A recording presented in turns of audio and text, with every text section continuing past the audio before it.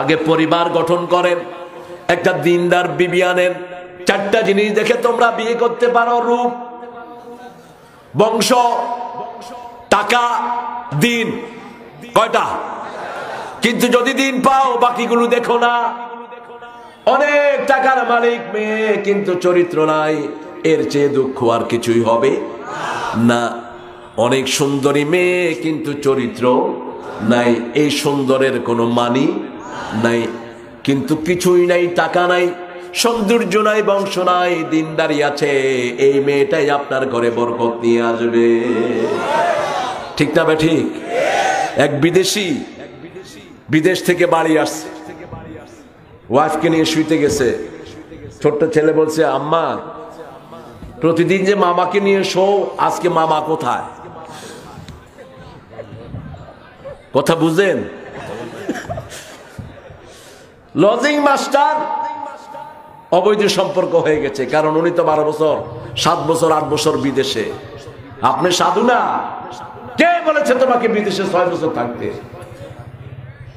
আল্লাহ তো বলেছেন 4 মাসের বেশি বিবি থেকে আলাদা থাকতে পারবা না। তুমি 6 বছরের জন্য গেলা কেন? আর গেছো যখন, বউটাকে নিয়ে যাও। সামাজিক, তবে এটা কোনো লাইসেন্স না। একটা স্বামী বিদেশে থাকলে মেয়ের চরিত্রহীন হতে হবে, কিন্তু মেয়ে কতদিন কন্ট্রোল করতে পারে নিজেকে, ঠিক কিনা? আল্লাহ আমার মায়েদেরকে ধৈর্য শক্তি আরো বাড়িয়ে দেন। অনেক মেয়ে আছে ধৈর্য শক্তি অনেক বেশি, ঠিক কিনা? তো ছোট্ট ছেলে যখন ঘুমাতে গেছে, মাকে বলছে, মা প্রতিদিন তো মামাকে নিয়ে ঘুমাও, মামা কই? বাবা কয়, কি এর মামা লইয়া ঘুমাও? কয়, আব্বু কি এর মামা? কয় যে ওই যে আমাকে পড়ায়, সে আমার মামা, সে আমাদের সাথে শুইতো। আল্লাহু মুবদিহি মা কুনতুম তাকতুমুন, তোমরা যেটা গোপন করো সেটা প্রকাশ করবেন কে? আর যেটা তোমরা প্রকাশ করো সেটা গোপন করবেন কে? আহা, নাম ফুটানোর জন্য কত জায়গায় কত কিছু। আহা, হৃদয়ে লেখো নাম, সে নাম রয়ে যাবে। পাথরে লেখো নাম, পাথর ক্ষয়ে যাবে। কাগজে লেখো নাম, কাগজ ছিঁড়ে যাবে। হৃদয়ে লেখো নাম, সে নাম রয়ে যাবে। আমরা হৃদয়ে লিখেছি মুহাম্মদ সাল্লাল্লাহু। হৃদয়ে মুহাম্মদ, চেতনায় মুহাম্মদ,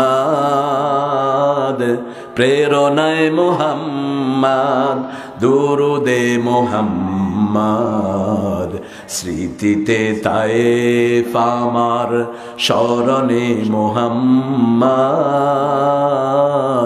প্রেরণায় উহুদ আমার, দুরুদে মুহাম্মদ সাল্লাল্লাহু। সবখানে আমার নবীর আদর্শ, ঠিক না ঠিক? সাইয়েদনা ইব্রাহিম আলাইহিস সালাম সন্তান বড় হলো, তাকে কোরবানি দিলেন। সেই কোরবানিকে কবুল করলেন কে? সন্তানকে শোয়ালেন, আবার ছুরিও চালালেন, ছুরির নিচে দুম্বা দিলেন কে? কি শিক্ষা আল্লাহ এখানে দিচ্ছেন? পরিবার গঠনের মধ্যে কোন দুনিয়ার মোহ বড় নয়, মোহ বড় হতে হবে কার? আল্লাহ যেটা চায় সেটাই করবেন, ঠিক না ঠিক? সন্তানের কে আদর করে, ভালো টিচারের কাছে পড়তে দেয় না, মাদ্রাসায় দেয় না, কয় খাওয়া ভালো না। অথচ এই সন্তান আপনাকে বৃদ্ধাশ্রমে রেখে আসবে, খবরও নিবে না, ঠিক না ঠিক? দুজন মায়ের আকুতি আমি পড়েছি, একজন বাবা একজন মা। 6 বছর বাপকে বৃদ্ধাশ্রমে রেখে এসেছে ছেলে। ছেলের যখন বয়স 6, তার মা মারা যায়। বাপ এই সন্তানের দিকে তাকে বিয়ে করে নেই।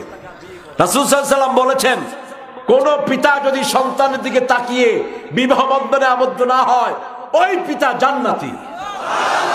কোন মা সন্তানের ভবিষ্যতের কথা চিন্তা করে বিয়ে করে নেই, ওই মা জান্নাতি। আল্লাহু আকবার।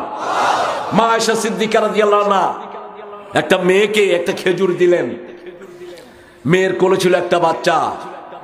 মা আয়েশা সিদ্দিকা রাদিয়াল্লাহু আনহা দেখলেন ওই মা মুখে না দিয়ে বাচ্চার মুখে দিয়ে দিয়েছে। রাসূল সাল্লাল্লাহু আলাইহি ওয়াসাল্লামকে বলেন, ইয়া রাসূলুল্লাহ, আমার কাছে একটা খেজুর। যখন মা বাচ্চার মুখে দিল, মায়ের জন্য আমার মনটা কেঁদে উঠল। আমার কাছে আরেকটা খেজুর ছিল না। আল্লাহর হাবিব বললেন, তুমি চিন্তা করো না, ওই খেজুরের বিনিময়ে এই মাকে আল্লাহ জান্নাত দিয়ে দিবে। কত বড় নেয়ামত।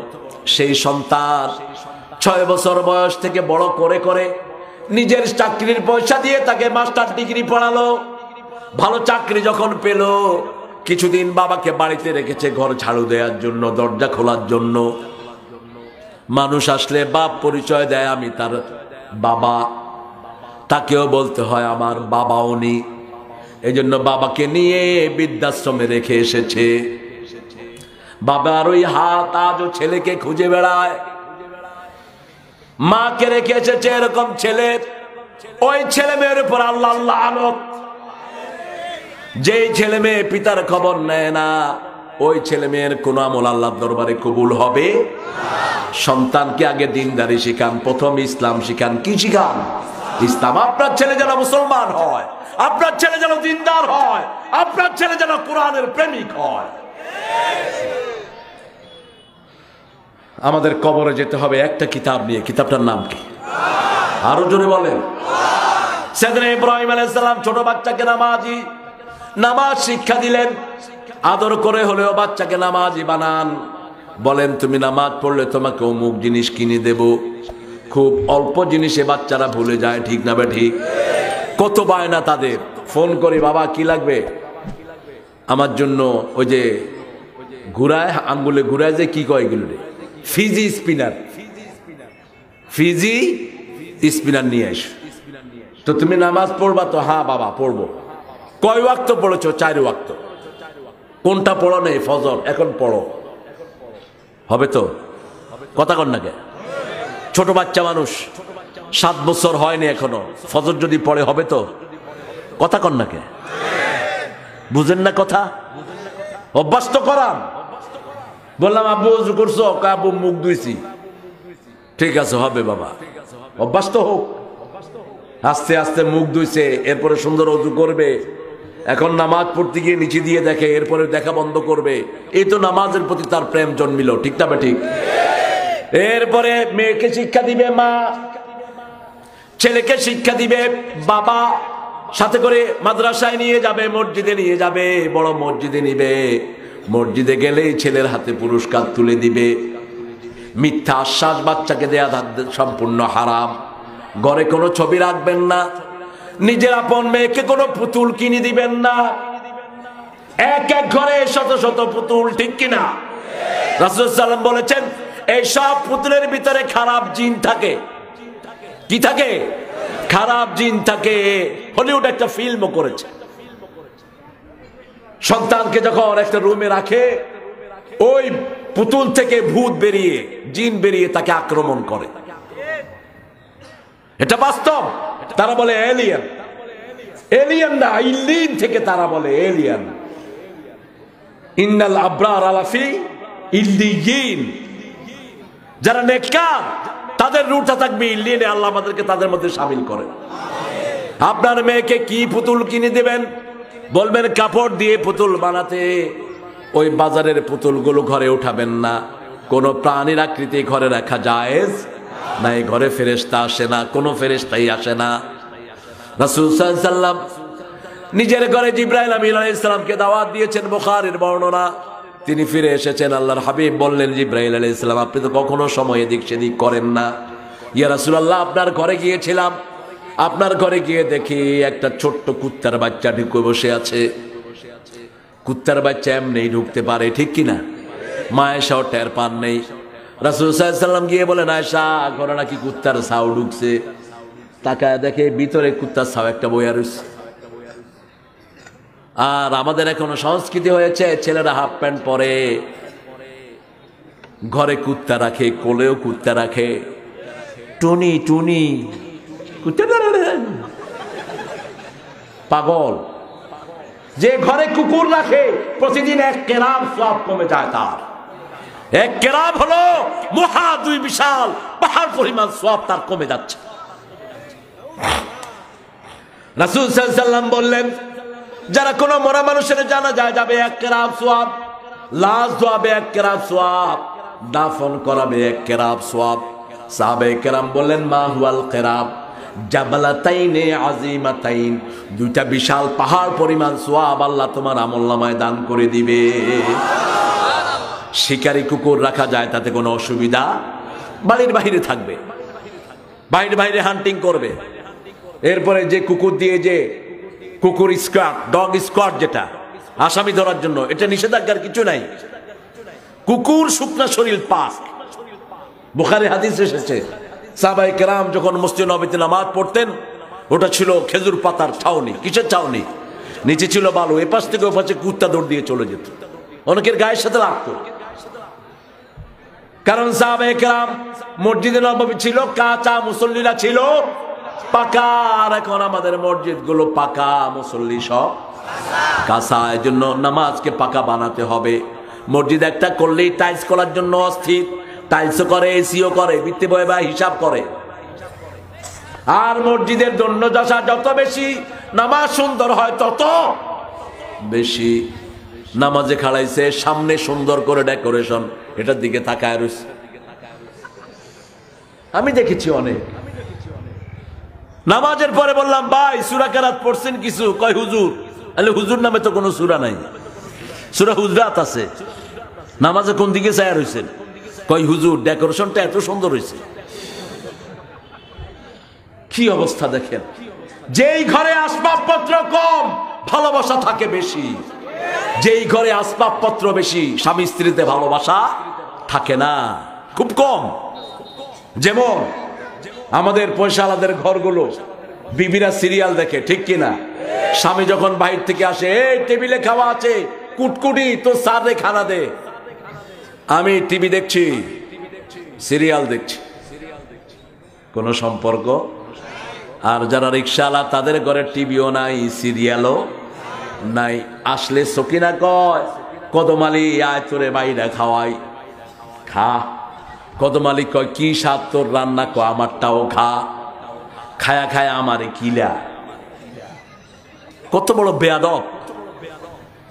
যারা বিবির গায়ে হাত তোলে, এদের হাত পা ভেঙে দেন পিটিয়ে, এদেরকে সমাজ ছাড়া করে দাও। মদ এখন পাইকারি হারে রাস্তাঘাটে পাওয়া যায়, আপনাদের এখানে পাওয়া যায় না আশা করি। সিরিয়াল দেখা বন্ধ করেন, ঘরের কুটনামি বন্ধ হয়ে যাবে। ঘরের কুটনামি বন্ধ হবে। মিথ্যা বানোয়ার জিনিসগুলো তারা দেখায়, কোনো ভালো জিনিস তারা দেখায় না, ঠিক কিনা? একটা চ্যানেলেও কোনো ভালো জিনিস নাই। হ্যাঁ কি ঠিক কথা? আপনাদের কুষ্টিয়ার ভাষা তো সুন্দর, কেমনে কইলেন কেন? ঠিক কথা। কুষ্টিয়ার ভাষা খুবই সুন্দর। যেমন কোন এক বড় আলেম বলেছিলেন, নদিয়া শান্তিপুরে বাংলার জন্ম হয়েছে, রাজশাহী কুষ্টিয়াতে এসে যৌবন পেয়েছে, ঢাকায় গিয়ে আহত হয়েছে, চিটাগাঙে নিহত হয়েছে, কক্সবাজারে জানাজা হয়ে গেছে। কক্সবাজারে গেলে বোঝা যায় না এটা যে বাংলা ভাষা। একদম বাজি আন্নে খেয়ে না সব, আয় তো গম আছে, তুই কেন বাজি। হায় রে হায়, কি যে শুরু হয়। আমাদের দেশের লোক যে কত রকমের আছে দেখেন। সিলেট থেকে এক লোকের কয়, আয় তোরে দুবাই নেবো। দুবাই নেওয়ার কথা বলে ঢাকা থেকে কক্সবাজারের টিকিট করায় দিস।